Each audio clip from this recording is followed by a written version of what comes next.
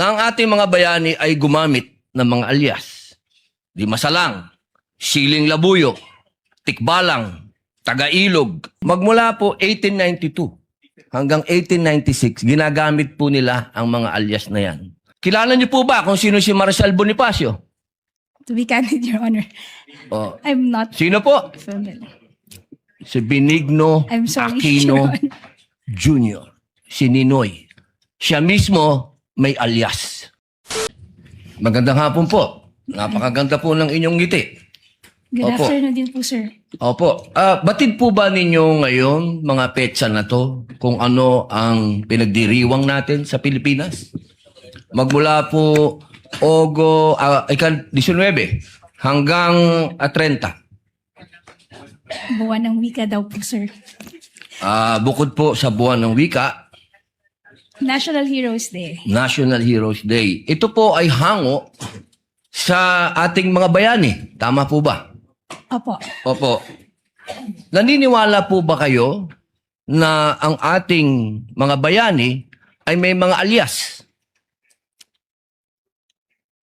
Kilala niyo po ba sila Di Masalang? I'm sorry po sa aking history teaching. Ayan, opo. Hindi ko na po maalala. Ito po ang masyado. pinakamagandang panahon para maipaalala po sa inyo na ang ating mga bayani ay gumamit ng mga alias.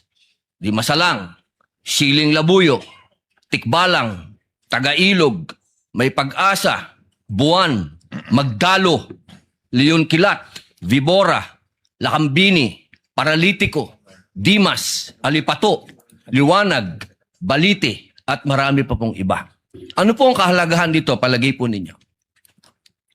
Ang alias po, anong kahalagahan? Well, first, sir, first, Your Honor, I cannot comment because I'm not sure of the circumstances surrounding their use of alias. Under the anti-alias law, inaalaw naman po yung paggamit ng alias provided kailangan po nakabanggit din, nakadisclose kung ano yung real name. So it's not completely prohibited provided they also provide the real Opo. the real name. So, Pakisagot lang muna po yung tanong ko bago po yung explanation po ninyo. Pakisagot lang po kung narinig nyo na po yung mga alias na yan. Ngayon lang po nyo narinig. some of it po, Your Ayun. Honor, to be candid, some of it I've already heard. Magmula po 1892 hanggang 1896, ginamit po nila ang mga alias na yan. Nagkaroon lang po ng isang traidor, ang pangalan ay Teodoro Patiño, na nagbulgar sa Katipunan. Alam po ba niyo yun? Yes, Your Honor. But the circumstances then were different because we were Bakit po iba? under... Bakit po iba? Bakit po na iba? May gera po nun, sir, and we were under Wala po ba tayong occupation. gera sa NPA? Ang NPA po, merong mga alias. Meron pong ka-Cobra, ka-Agila, ka-Lawin, ka-Tigre, ka-Kapre, ka-Sirena, ka-Adobo, ka-Sinigang, ka-Pansit, ka-Tinola, ka-Sile, ka-Kamote, ka-Bawang, ka-Maxi, ka-Labuyo. Strictly speaking, Lahat po yan, sir, ginagamit iba po na yung alias. internal armed conflict, iba naman din po yung war. Bakit po na iba? Pareho po itong clear and present danger sa atin. So, ang Well, gusto ko lamang pong ipaalam sa ating prosecution na napakahalaga po ng alias sa panahon ng... Kayo po, sagutin po nyo. Sa panahon ng... Gera, sir, Your Honor. Ang confidential po. Ang pagkilos confidential ay napakahalaga at hindi po ginagamit ang pangalan at hindi po pumipirma. At alam niyo po ba, noong September 12, 1896, anong nangyari? Nagkaroon tayo ng 13 martires. Yung mga nagtraidor ay itinuro ang mga totoong pangalan, totoong lugar, kung nasaan yung mga sumusuporta sa Katipunan. If I may, Your One Honor. last na lang po. Kindly wind One up, last, Senator one Judge last na lang Padilla. po. If I may, Your Honor, just address your question earlier. With all due respect, Your Honor, the prosecution respectfully submits that whether the use of alias is allowed or not and whether it's necessary or not, to us, that is a non-issue because that was never raised Hindi po by pwedeng the... maging non-issue sapagkat ito po ang ipinalalabas ng prosecution. If I may, Your Na Honor, may mga pangalan na mga katawa-tawang pangalan. Mas nakakatawa po itong mga pangalan nung nangyari nung araw. With all due At isa respect, pa Your po, Honor. isa na lang if po. Kasi, isa na lang po. Kindly wind up. Ito na lang po. Kilala niyo po ba kung sino si Marshal Bonifacio?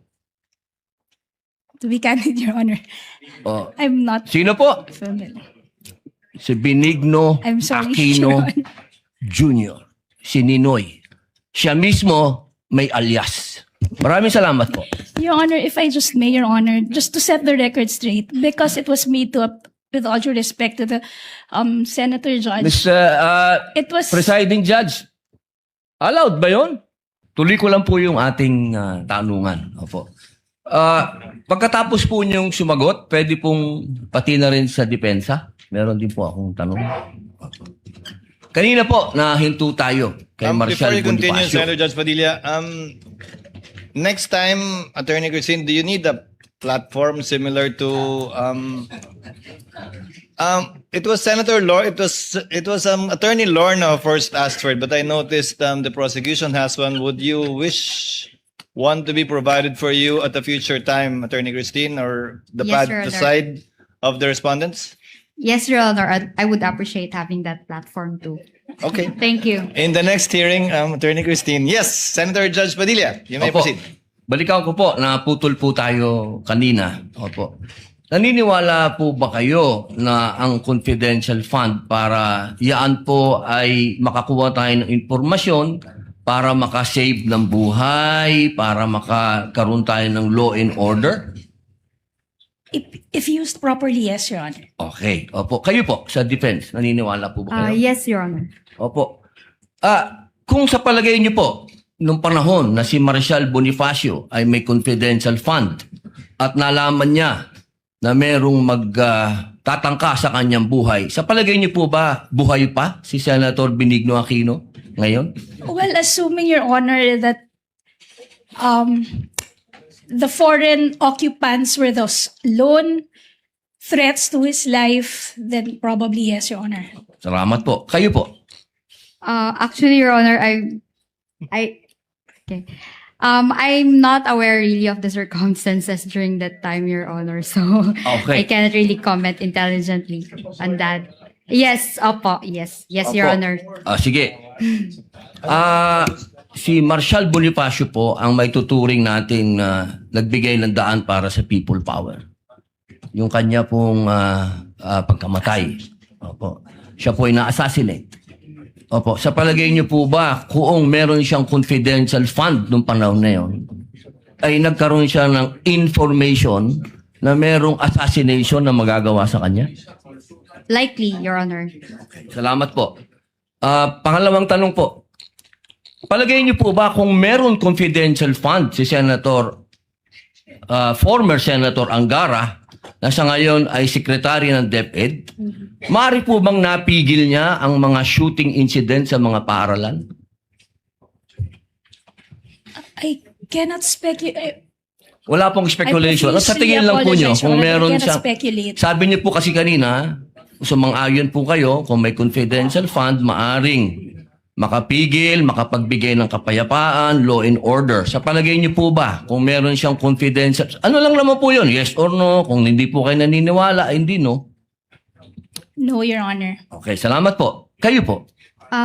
It can, Your Honor, if the purpose of the confidential fund is to conduct surveillance, Your Honor, on the threats. So, kinda. Yes. Tama ba yung aking diction? Kinda. Salamat po. Salamat po. Sa isa po sa ating saksi. Naniniwala po ba kayo na hindi pa naman talaga natapos ang investigasyon ng COA dito patungkol sa sinasabing akusasyon sa ating Vice President? Yes, sir. Nasa stage pa po, sir, ng submission of yung decision for the motion for reconsideration. So I would say that it's not yet final, Hindi sir. po siya final. Yun lang po. Maraming salamat po sa inyo. Thank you, Senator Judge Padilla. Senator